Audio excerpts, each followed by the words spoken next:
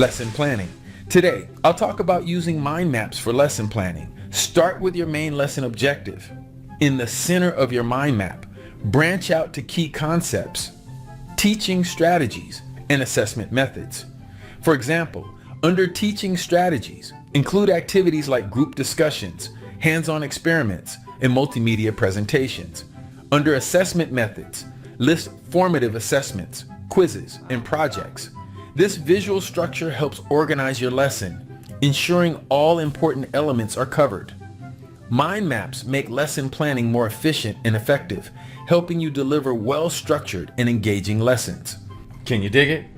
I knew that you could. Peace.